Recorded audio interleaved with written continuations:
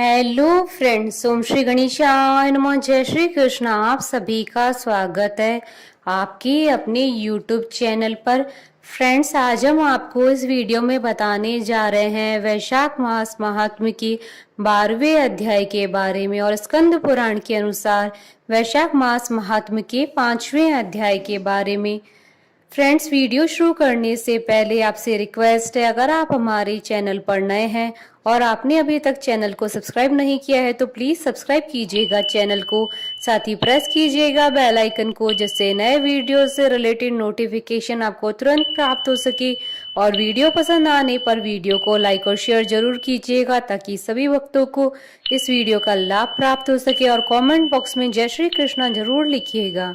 वैशाख मास महात्म्य सब प्रकार के विघ्नों का नाश करने वाले तथा सारी सृष्टि का पालन करने वाले श्री गणेश जी तथा ज्ञान की दाता देवी श्री सरस्वती जी तथा सब पुराणों के कर्ता श्री व्यास जी तथा श्री गुरुदेव जी के चरण कमलों में नमस्कार करके भगवान की श्रद्धा और भक्ति रस में डूबे हुए वैशाख मास महात्म्य की कथा कहती हूँ। ब्रह्मा जी का यमराज को समझाना और भगवान विष्णु का उन्हें वैशाख मास में भाग दिलाना। ब्रह्मा जी ने कहा, यमराज, तुमने क्या आश्चर्य देखा है? क्यों तुम्हें खेद हो रहा है?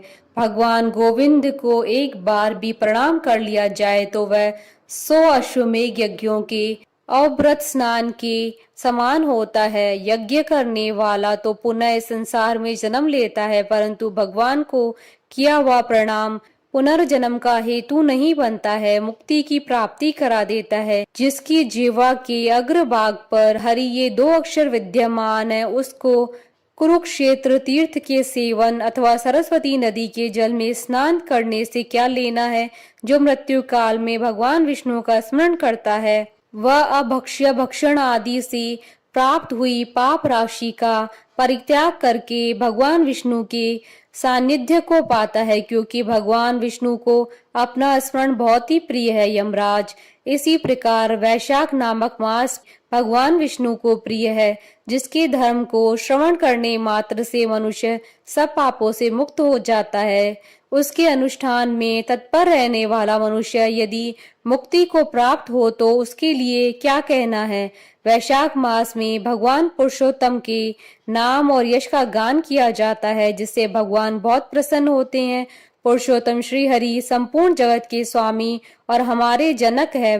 यह राजा कीर्तिमान वैशाख मास में उन्हीं भगवान के प्रिय धर्मों का अनुष्ठान करता है, जिससे प्रसन्नचित होकर भगवान विष्णु सदा उसकी सहायता में स्थित रहते हैं। भगवान वासुदेव के भक्तों का कभी अमंगल नहीं होता है, उन्हें जन्म मृत्यु जरा और व्याधि का भय भी नहीं प्राप्त होता है। कार्य में नियुक्त किया हुआ पुरुष यदि अपनी पूरी शक्ति लगाकर स्वामी के कार्य साधन की चेष्टा करता है तो उतने से ही वह कृतार्थ हो जाता है। यदि शक्ति के बाहर कार्य उपस्थित हो जाए तो स्वामी को उसकी सूचना दे दे, उतना कर देने से वह उऋण हो जाता है, उसका सुख का भागी होता है। जिसने उस प्रयोजन को स्वामी से निवेदित कर दिया है उसके ऊपर न तो कोई ऋण है और न ही पातक लगता है। अपने कर्तव्य पालन के लिए पूरा यत्न कर लेने पर प्राणी का कोई अपराध नहीं रहता। यह कार्य तुम्हारे लिए असंभव है, अतः इसके विषय में तुम्हें शोक नहीं करना चाहिए। ब्रह्मा जी के ऐसा कहने पर यमराज ने दीन वाणी में कहा, तात, मैंने आपके चरणों की सेवा से सब कुछ पा लिया है। तब ब्रह्मा जी ने पुनः समझाते हुए कहा, धर्मराज, राजा कीर्तिमान विष्णु धर्म के पालन में तत्पर है। चलो हम लोग भगवान विष्णु के समीप चले और उन्हें सब बात बताकर पीछे उनके कथनानुसार कार्य किया जाएगा। वे ही इस जगत के कर्ता, धर्म के रक्षक और नियामक हैं। इस प्रकार यमराज को आश्वासन देकर ब्रह्मा जी उनके साथ क्षीर सागर के तट पर गए और वहां उन्होंने सच्चिदानंद स्वरूप गुणातीत परमेश्वर विष्णु का स्तवन किया। ब्रह्मा जी की स्तुति से संतुष्ट होकर भगवान विष्णु वहां प्रकट हुए। यमराज और ब्रह्मा जी ने तुरंत ही उनके चरणों में मस्तक झुकाया। तब भगवान महाविष्णु ने मेघ के समान गंभीर वाणी में उन दोनों से कहा, तुम लोग यहाँ क्यों आए हो? ब्रह्मा जी ने कहा, प्रभु, आपके श्रेष्ठ भक्त राजा कीर्तिमान के शासन काल में सब मनुष्य वैशाख धर्म के पालन में संलग्न हो आपके अविनाशी पद को प्राप्त हो रहे हैं। इससे यमपुरी सूनी हो गई है। उनके ऐसा कहने पर भगवान विष्णु हंसते हुए बोले, मैं लक्ष्मी को त्याग दूंगा। अपने प्राण शरीर श्रीवत्स, कौस्तुभ मणि, वैजंती माला, श्वेत दीप, वैकुंठ धाम, क्षीर सागर, शेषनाग तथा गरुड़ जी को भी छोड़ दूंगा, परंतु अपने भक्त का त्याग नहीं कर सकूंगा, जिन्होंने मेरे लिए सब भोगों का त्याग करके अपना जीवन तक मुझे सौंप दिया है। जो मुझ में मन लगाकर मेरे स्वरूप हो गए हैं, उन महाभाग भक्तों को मैं कैसे त्याग सकता हूँ। राजा कीर्तिमान को इस पृथ्वी पर मैंने 10,000 वर्षों की आयु दी है। उनमें से 8,000 वर्ष तो बीत गए। शेष आयु और बीत जाने पर उसे मेरा सानिध्य प्राप्त होगा। उसके बाद पृथ्वी पर बेन नामक दुष्टात्मा राजा होगा, जो संपूर्ण वेदोक्त महाधर्म का लोप कर देगा। उस समय वैशाख मास के धर्म भी छिन्न भिन्न हो जाएंगे। बेन अपने ही पाप से भस्म हो जाएगा। तत्पश्चात मैं पृथु होकर पुनः सब धर्मों का प्रचार करूंगा। उस समय लोगों में वैशाख मास के धर्म को भी प्रसिद्ध करूंगा।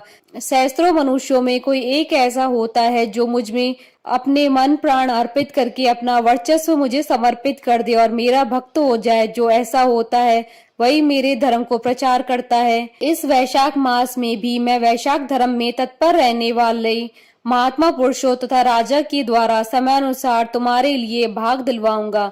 लोक में जो कोई भी वैशाख मास का व्रत करेंगे वे तुम्हें भाग देने वाले होंगे। उनके वैशाख मास में बताए हुए महाधर्म के पालन में तुम कभी विघ्न न उपस्थित करना। यमराज को इस प्रकार आश्वासन देकर भगवान विष्णु वहीं अंतर ध्यान हो गए। ब्रह्मा जी भी अपने सेवकों के साथ सत्यलोक को चले गए। उसके बाद यमराज भी अपनी पुरी को पधारे। वैशाख मास की पूर्णिमा को पहले धर्मराज के उद्देश्य से जल से भरा हुआ घड़ा, दही और अन्न देना चाहिए। उसके बाद पितरों, गुरुओं और भगवान विष्णु के उद्देश्य से शीतल जल, दही, अन्न, पान और दक्षिणा फल के साथ कांसी के पात्र में रखकर ब्राह्मण को देना चाहिए।